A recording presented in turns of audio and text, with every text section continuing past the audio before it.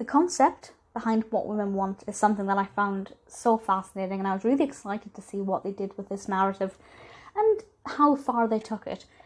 If you're unaware of this film, or haven't seen it at least, it was released in 2000, directed by Nancy Meyers, and stars Mel Gibson as Nick.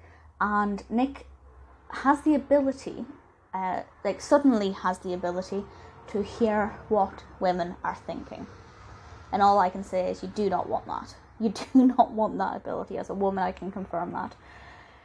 But obviously, it's also really fascinating, and straight away I was desperate to know what kind of women he'd listen to, what they'd actually be thinking about, and how he would use that to his advantage.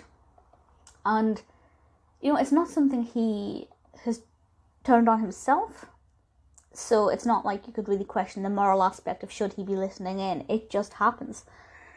So, because I thought it was going to be a kind of more moral thing, but it's really not. I guess it's about... You could argue that it's about the moral aspect of whether or not he should take advantage of what he's hearing. Needless to say, Nick is... Well, IMDb describes him as cocky and chauvinistic. 100% correct. And then, as you can imagine, if he's finding out what women actually want, he is going to use that to his advantage. And that's certainly the case with his friendship, relationship, lack thereof, with Darcy Maguire, played by Helen Hunt. Some good character development there, particularly for the emotions portrayed by Darcy as a character. Nick, more than the others though, definitely gets some good development. In terms of the things he was hearing, I think most of it was pretty interesting. I think he utilised the information to his advantage in some very interesting ways. And at the end of the day, is it a problem if a woman were to say, I'm going to really stereotype here, and I'm a feminist, so I apologise, but if a woman said, I really wish I'd bought those pair of shoes that I can't afford, and he went out and did it to try and please her, isn't that bad?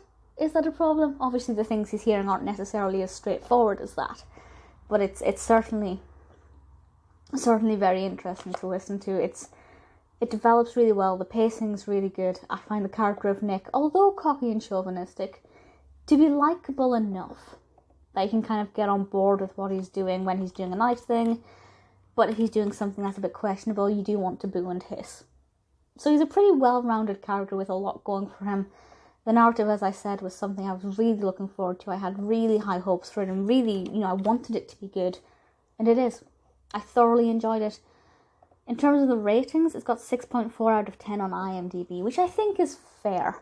It's a comedy. I didn't think it was that funny. I thought it was very interesting and very fascinating and quite entertaining. I don't remember ever kind of laughing out loud at it, or even splutter laughing. But I certainly enjoyed it.